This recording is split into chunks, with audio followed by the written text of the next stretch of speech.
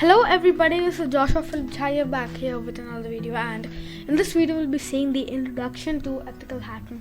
Now to get started off with this, let's see the evolution of hacking. And to get started with the evolution of hacking, let's see how hacking started. So hacking basically started with the curiosity of technology. Now you might be asking, okay, so that's a reason, but then there must be a specific year when all of this started, right? Yes, there is a year. So all of this started in the 1970s.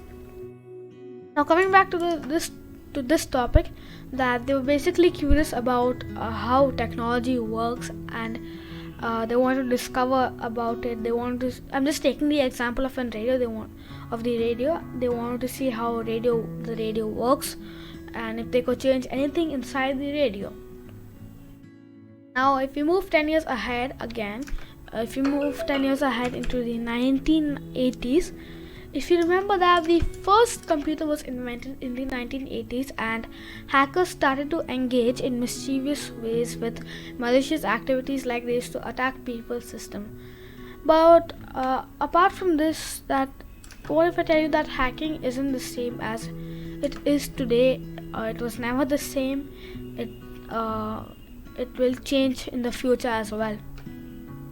So if you move 10 years ahead into the 1990s, when the first version of the internet was available to everyone, hackers could spread their attacks through the internet, as systems could be linked through the internet, and in that way they could spread their attacks worldwide easily.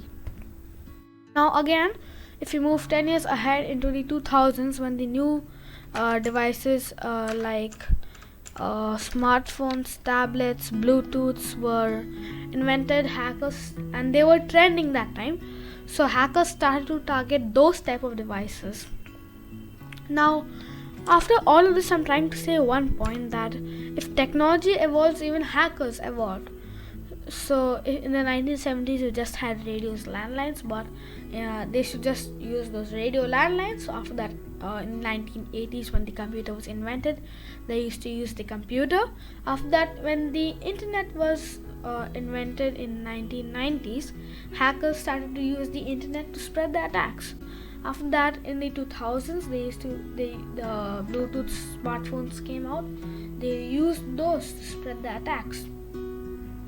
So all this proves that if technology evolves, even hackers evolve. Now I'm going to tell you a fun fact here, that hacking was made illegal in 1986, and in India hacking was made illegal in 2000. Now moving on again, in the early 2000s, more malicious activities had started to appear in the form of advanced attacks. In the first few years, the aggressiveness of attacks had increased a lot, with many attacks that were criminally motivated. Now these are the few attacks, dangerous attacks like denial of service attacks, manipulation of stock prices, identity theft, credit card theft. Now these are just a few. There are multiple attacks like this. Now let's move on to another topic, that is hacking used for fun or criminal activities. Hacking is by no means a phenomenon. It has existed in one form or the other since 1970s.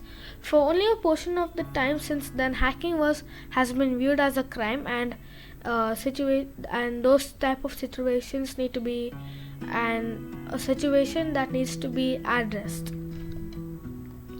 Now I'm going to move on to another topic, that the famous attacks over time. So in 1988, Cornell University student Robert T. Morris Jr. created what is considered to be the first internet worm. Due to an oversight in the design of the worm, it replicated extremely quickly, indiscriminately, resulting in widespread slowdowns affecting the whole internet. 1994, Kevin Lee Polson, going by the name of Dark Dan, took over the telephone lines of the entire Los Angeles-based radio station KIIS-FM to ensure he would be the 102nd caller in order to win a Porsche 994. Polson had the notable distinction of being the first of being the first person banned from the internet after he was released from prison. He was only banned for a limited amount of time. In 1999, David S. Smith created the Melissa virus, which was designed to email itself to entries in a user's address book and later delete files on the infected system. In 2001, Jan DeWitt authored the Anna Kournikova virus, which was designed to read all the entries of a user's Outlook address book and email itself to each. In 2002, Gary McKinnon connected to delete critical files on the US military networks, including information on weapons and other systems. He performed this action after compromising roughly 2,000 computer systems inside the US military network. In 2004, Adam Botwell, together with two friends, conspired to steal credit card information from Lowe's hardware chain. In 2005, Cameron Lacroix hacked into the phone of celebrity Paris Hilton and also participated in an attack against the site LexisNexis, an online public aggregator, ultimately exposing thousands of personal records. Now, this is an interesting one. In 2009, Kristina Vladimirovna, a young Russian hacker who got involved in several plots to defraud some of the largest banks in the United States and Great Britain. She used Trojan horse to attack and open thousands of bank accounts in the Bank of America, through which she was able to skim around $3 billion in total. In the mid-2000s, the Stuxnet virus was uncovered in Iran and was shown to be specifically designed to attack the systems involved in uranium production. What made the virus interesting and unique is that it only targeted a very specific set of systems, and if a system does not meet the requirements, it was just ignored.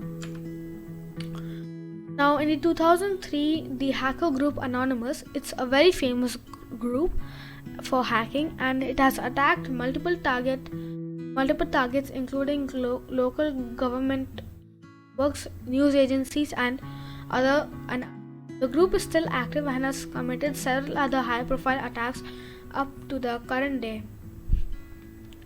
The previous examples represent some of the higher-profile incidents that have occurred, but from every news item or story that makes it into the public consciousness, many more never do. Note that for every incident this is made public, only a small number of individuals who carry them out are caught, and even a smaller number are prosecuted for cybercrime. In any case, hacking is indeed a crime, and anyone engaging in such activities can be prosecuted under the laws that vary from location to location. The volume, frequency, and seriousness of attacks have only increased and will continue to do so as technology evolves. Now, here are a few examples of cybercrime.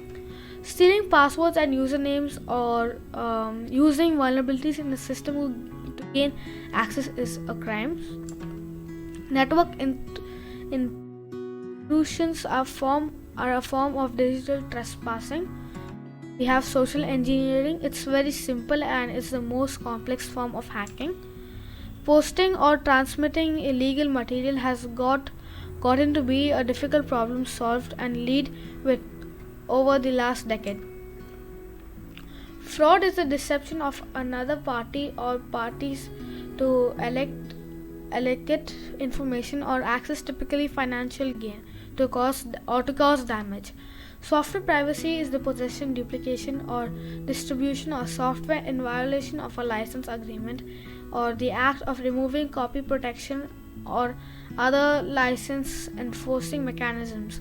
Again, this has become a massive problem with the rise of file sharing services and other mechanisms designed to ease sharing and distribution. In many cases, the systems are used for distribution without the system's owner's consent.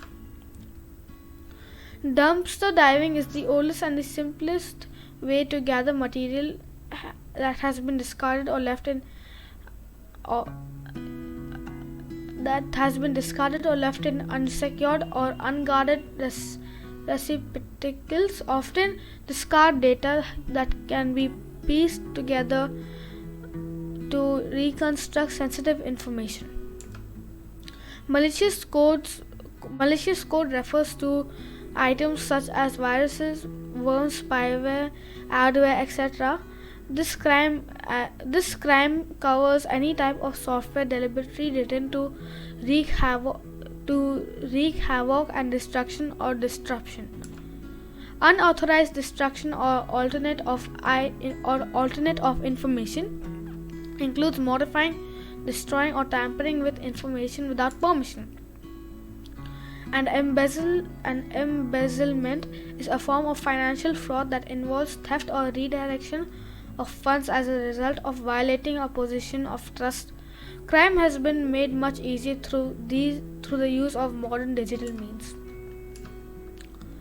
Denial of service and DDoS and denial of service and distributed denial of service attacks are these are the ways to overload a system resources so it cannot provide the required services to legitimate users. Ransomware is a relatively newer class of malware that has designed to hunt down and encrypt files on a target system. Once such files are found, the code will encrypt the data and tell the victim that they must pay a certain amount to get their data back. Now moving on to another topic, which is the evolution and the growth of hacking.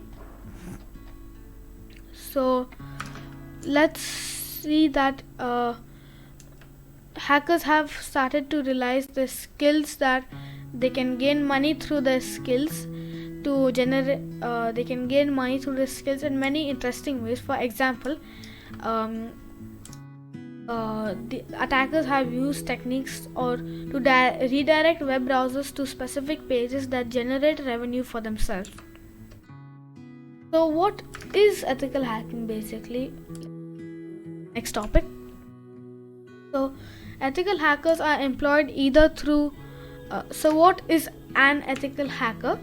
So ethical hackers are employed through contracts or direct employments to test the security of an organization. They use the same skills and tactics as a hacker but with permission from the system owner to carry out their attack against the system. In addition, ethical hackers do not reveal the weakness of an evaluated system to anyone other than the system owner. Finally, ethical hackers